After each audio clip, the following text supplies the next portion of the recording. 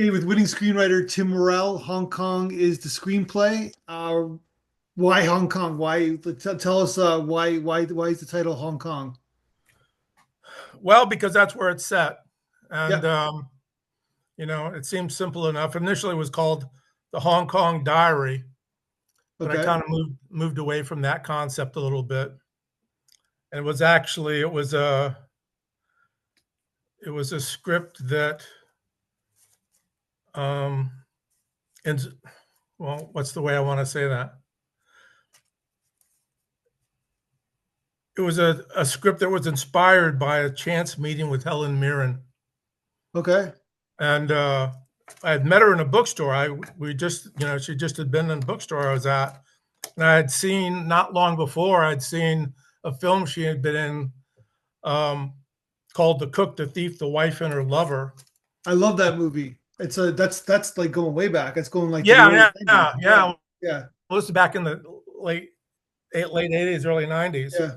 and it was an amazing film. Like it's like the bravest performance I'd ever seen by an actress. And I told her that. I said, I just thought it was such an amazing performance. And I said, that inspired me to write a script for you. And she said, well, I have to read it someday. And I said, well, I'll have to write it someday.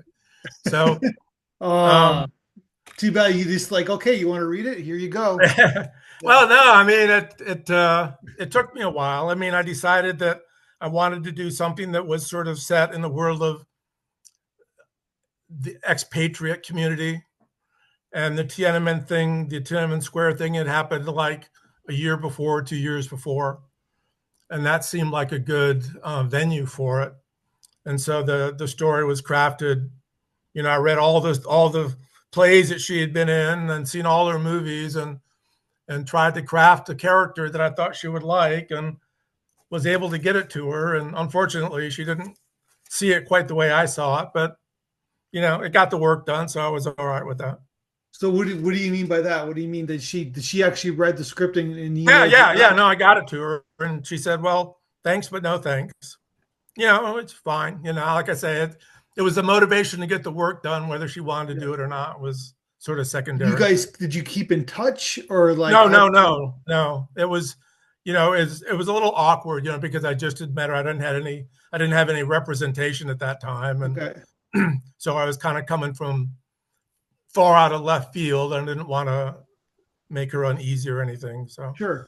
No, but even that's a like she usually has people like there's usually 3 degrees to get to a script to her, right? So well, I think this was before she was. This was like she was sort of in that between place, career wise, okay. and you know, we had a connection that was in common that made it a little bit easier, but it was a very distant connection. So, Gotcha. so yeah, but yeah, I mean, it was an interesting genesis to that script. I mean, I wrote the first 60 pages in about a week, and then struggled with the next 30 pages because it was taking me someplace I didn't want to go. And that took me like 3 months to like finally just give in and say, oh, geez, I'm just going to have to go where the script wants me to go. And I was never really happy with it in that regard because I always thought there was a different solution to that story that I just couldn't come up with. Then recently I gave it to a friend to read, and she said, oh, you should do this. I said, of course. 40 years later, there's the answer. So now I'm working on redoing the last part of the Gotcha. third act. So this is kind of it's like a resurgence in a sense, the script.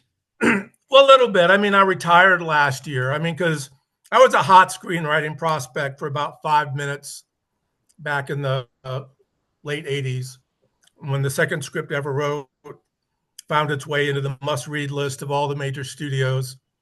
And so I was being courted by all the top agencies in town, and people were calling me and wanting me to do stuff. But I had come from so far outside the business that I didn't really know what all the rules were for Yeah. engagement. And my thought was, well, this is what I write, and why don't you send it out? And I had a hard time finding an agent who would just send my stuff out. They always wanted me to write something else. So I'd write stuff on assignment, I'd do this, I'd do that, but they wouldn't send out the scripts that I had crafted on my own, and which they said, "Oh, you're brilliant, but we don't want to send your scripts out." And so finally, I just kind of got tired of it and kind of walked away after 5 or 6 years. But once I retired, I decided to revisit my portfolio and see if I could bring it up to date. And it was all really still pretty solid. I was pretty happy with it. So that's kind of where I'm at right now. Just sending stuff out and seeing what kind of connections I can make. Do you have any regrets? Would you do something over again from that time? Um, I don't know.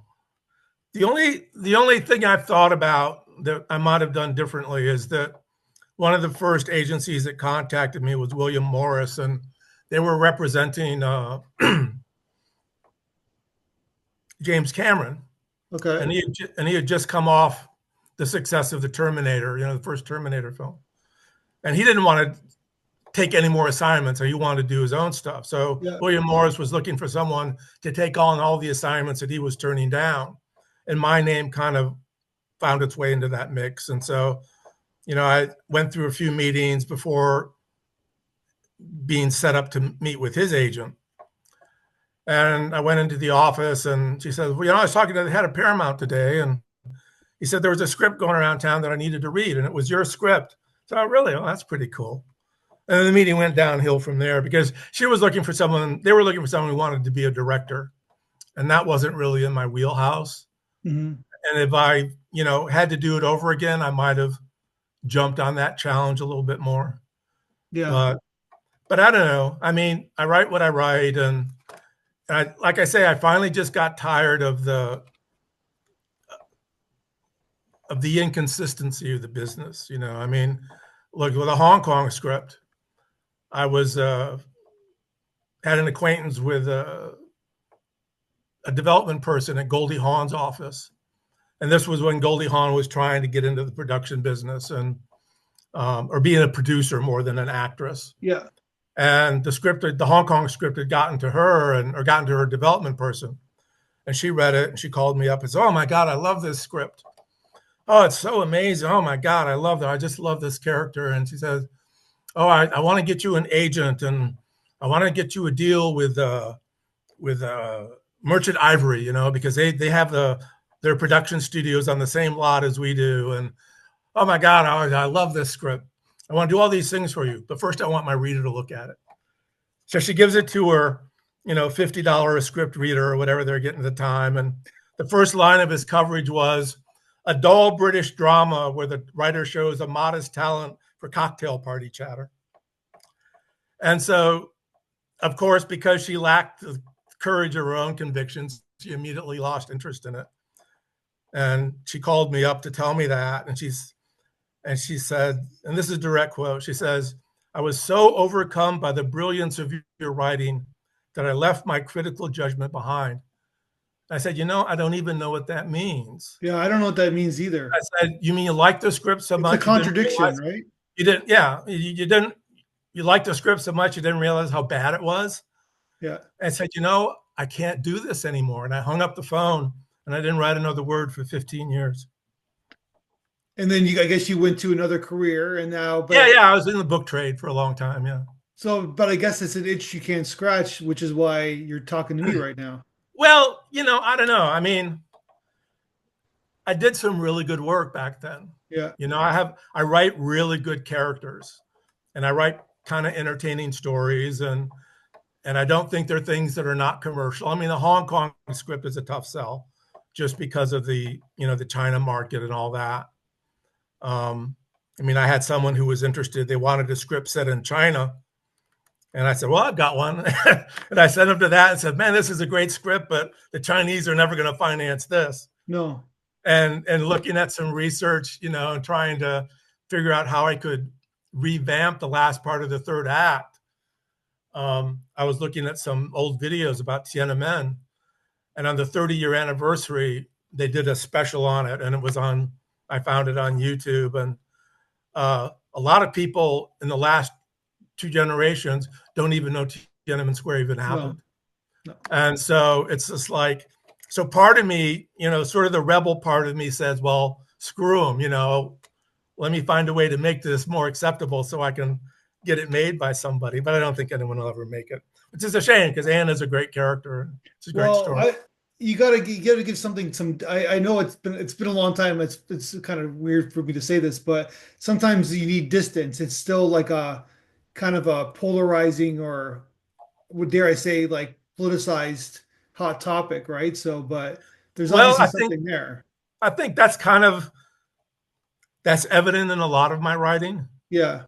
You know, I come from a fairly liberal background, and there's always some level of rebellion against authority in my Well, you got scripts. lots to write about now then. Yeah, yeah. Well, that's one of the things. The script that I got so much attention for is a script called The Messenger, Yeah. which is a sort of dystopian,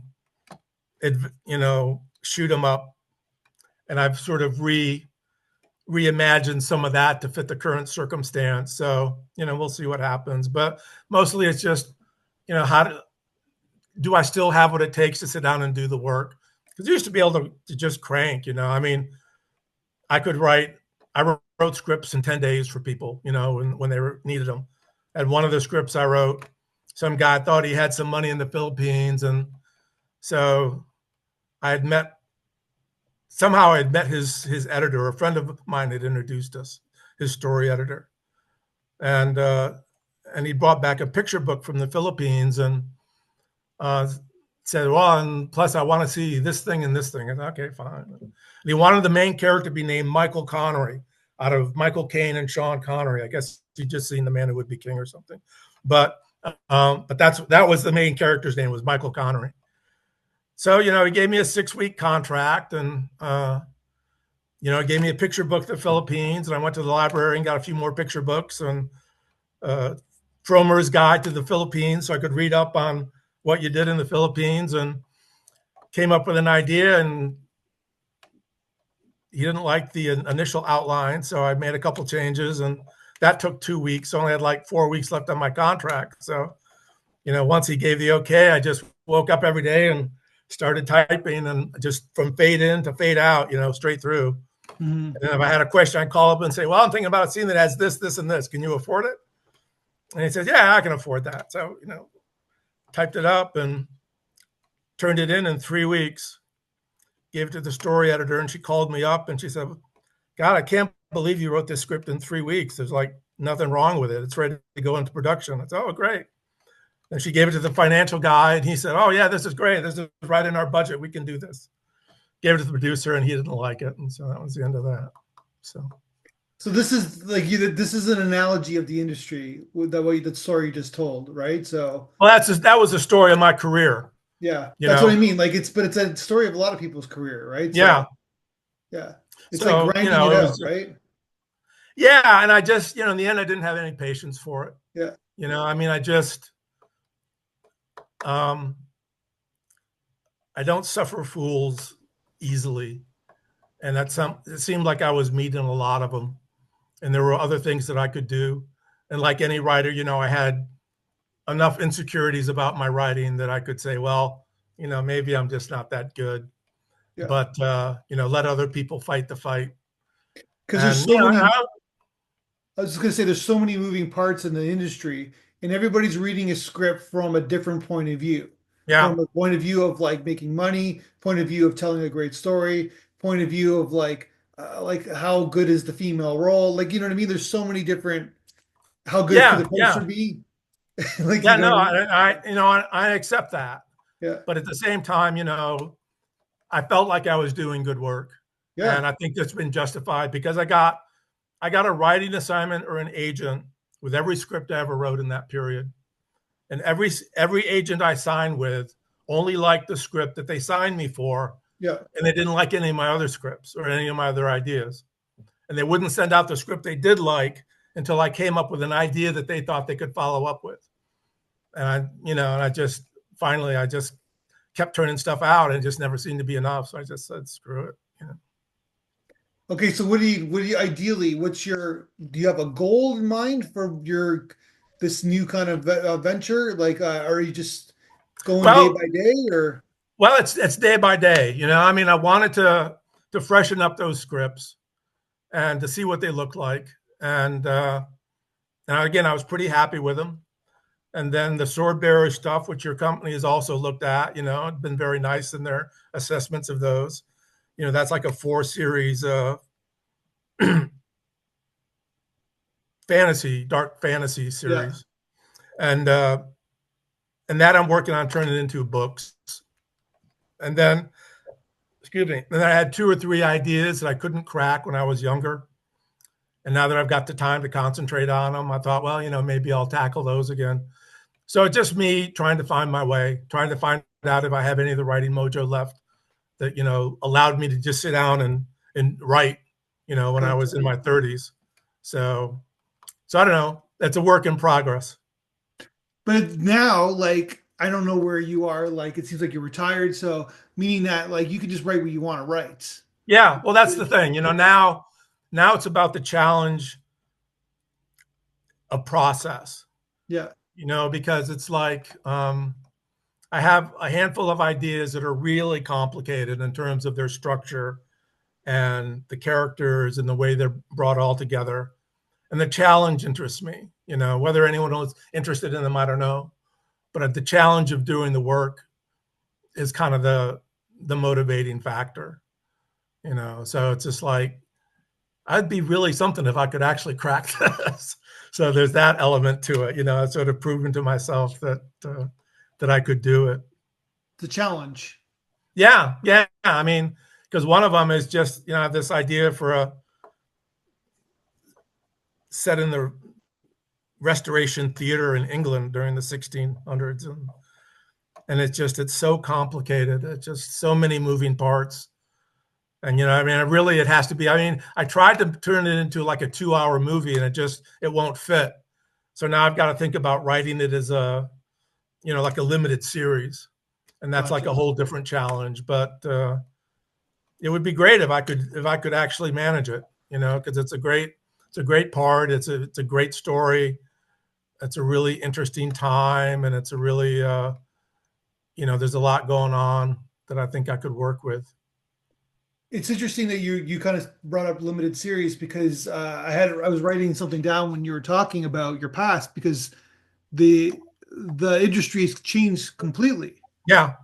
right? In the last like limited series, that's like a huge thing now, right? Like back Well, then, and that's the appeal of like the sword bearer stuff, and yeah, like I had another script called Freeway of Dreams that I had a guy look at, and he said, "Oh, this would make a good series." Really? Well, I don't know, maybe.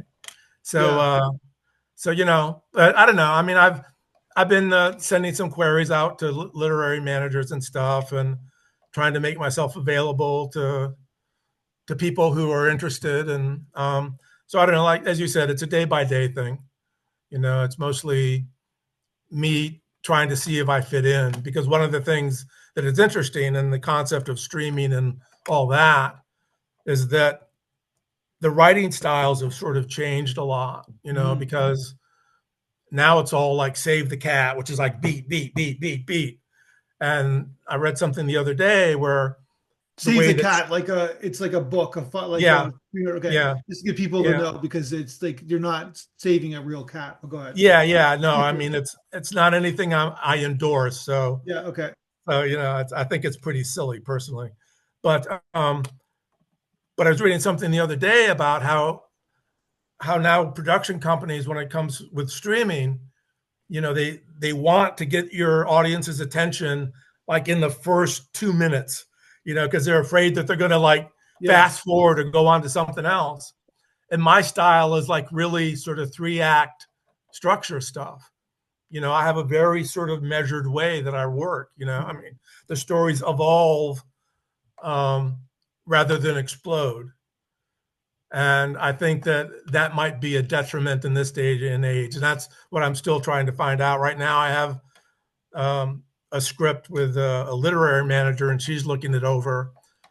And so I'll be curious to see what she has to say, because, again, it's one of those scripts that evolves over the course of the film rather than everything you need about what's going to happen in the first 5 minutes. It's Yeah. like by the end of the first act, what's going on, but not by the end of the first 3 minutes. Well, there's a lot of teasers in like special limited series and shows are where like something happens in the first 3 minutes and then we go back to the past and it's like, okay, Yeah, this I is hate that. here's 10 hours of like White Lotus, right? Like Yeah, here's yeah, we're gonna show you 10 hours of how we got to that moment, right? yeah, yeah. No, I like to. I mean, I think my stuff starts pretty strong generally. I Yeah. mean, I think there's enough going on that you're kind of okay. Well, what's this all about? What's this all about? And I think I'm pretty good at that. But again, the first act is the first act, and that's where all of the information you need is going to be planted. Whether it's immediately obvious or not, I don't. That's not the point. But it's all there so you can sort of taste it and see it, and then you develop it through the rest of the script. Yeah. But this idea of you know knowing what the whole story is going to be in the first 2 minutes, this is not not where I'm at with that kind of stuff. Yeah. So I don't know. I mean, maybe my style doesn't even work anymore. You Well, know. listen, as you know, things ebb and flow, right? So because something is hot and then all of a sudden everybody does it and then then it fizzes out and then it always everything recycles itself, right? So Yeah. Yeah. So it's interesting. It's like I say, it's a interesting gambit. It's an interesting challenge at this point, and I don't know where it's going to lead. yeah. But I have the time to sort of consider it and pursue it and see where it goes. So that's the way I'm playing it at the moment. Well, in this particular script, like, just from like a producer standpoint, it's got a very obviously a very strong female lead. Like a lot of people would like to do this, would love to do this role. And hence kind of your Helen Mirren story, right? So Yeah. which kind of motivates you. But basically anybody, like there's so many great actors out there who would love to do this role. Well, that's the thing. I mean, all my scripts have really good parts for women in them. Yeah. And that was my frustration with the business. It was like, just set, I mean, the Freeway script, uh, 20th Century Fox said they would make it if we got a star attached, but for some reason I couldn't get the agent to take that seriously. So I don't know. Yeah. But yeah, I mean, I write really good parts for women. I don't know why, because I don't understand them at all in real life, but I certainly can make them interesting and on the page. Well, maybe that's why, right? Because Yeah, well, there you go. But yeah. but yeah, and that's what I'm hoping. This literary manager that I was talking to, she was specifically looking for things with strong female Sure. characters in them. I said, well, I got a ton of them. Every one of my scripts has got either like the Hong Kong script and Freeway are both female leads, and then the sword bearer stuff, the character Volan is like just like one of the best characters ever created. I mean, she's just an amazing character, Yeah. and a lot of people who've read those scripts comment on it. I had a guy at William Morris read the last script in that series that I wrote, and that was like his big takeaway is this, this is really a unique relationship that you don't see in this type of genre stuff. So that made me happy because that's kind of what the goal was, is to make it a really interesting dynamic between those two, because that's what would take it outside the normal, sort of fantasy world stuff. Yeah. Well, keep at it, man. It's like it's a great script, and I'm Sword Bear, and I'm just connecting the dots now. That has jumped to my mind as well. So, yeah, That's a pretty great script too. Like a lot of positive comments about that one too. So Yeah, well, it was.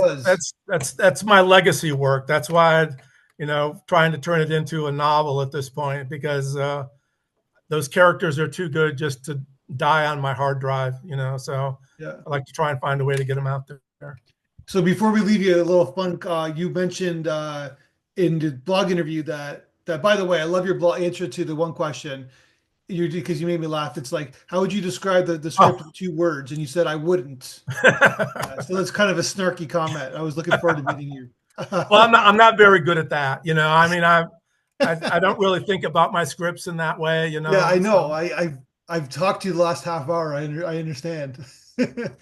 But something fun before we leave. One of the questions was that what film you watched the most times in your life, and you brought up The Apartment, which I think is I don't think it's a pretty brilliant. It's a brilliant film. I haven't seen it probably in a decade, but I remember watching it a few times, and I just like I remember it just being like almost like a perfect film in so many ways. It Like, is. It is. I mean, it's so well conceived and it's yeah, so well rendered and acted, and it's so mature for its time.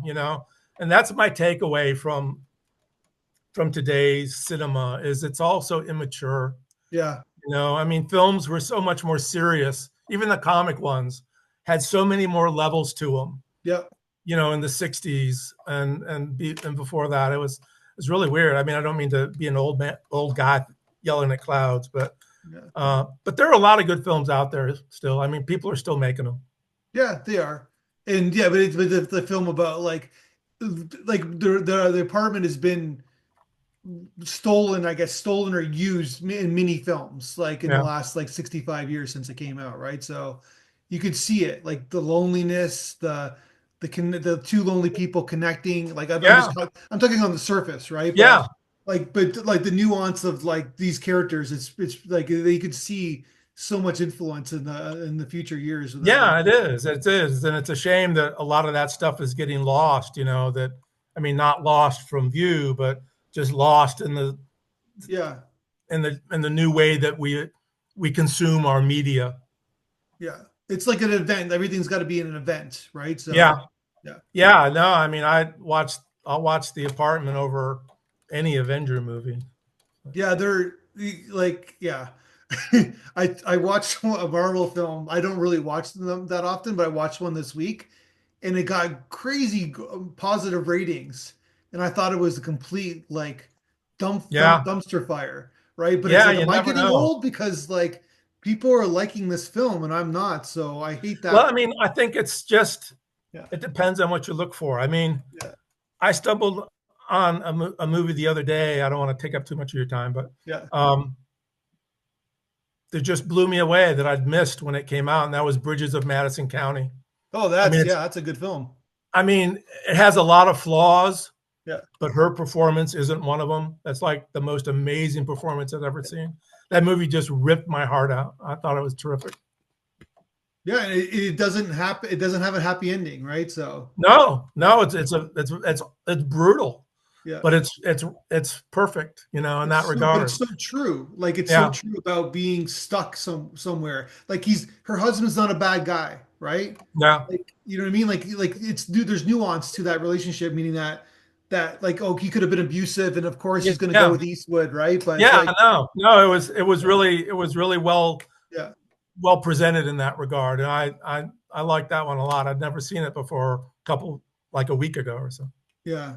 She rolls them out. I just watched Music of the Heart like for the first time ever, like a few days ago, and I'm like man, she's so fucking fantastic in this film, and like nobody ever talks about the, you know what I mean? And she's got like just Yeah, her arsenal of roles that she's done. yeah, yeah. No, I had to kind of grow into her a bit. Some of her early work I thought was pretty mannered, but she can bring it.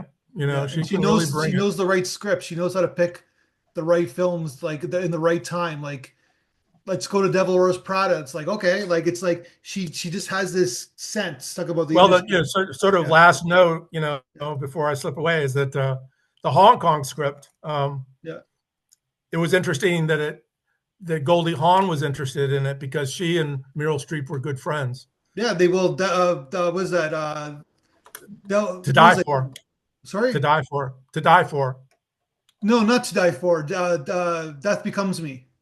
Oh, Death Becomes Me. Yeah, Death becomes or me. Death Yeah, Becomes Her. One of them. Yeah, yeah, yeah. one of them, whatever Die it for was. is Yeah, Nicole Kidman. Yeah, no, the Death yeah, Becomes Her. That's Back to the Future. yeah, Zemeckis did that. Yeah, yeah. that's a good But film. Yeah, and Bruce yeah, Willis. but Yeah, I yeah, thought, well, Goldie Hawn's not right for it, but Meryl Streep might be right for it. yeah. But never got that far.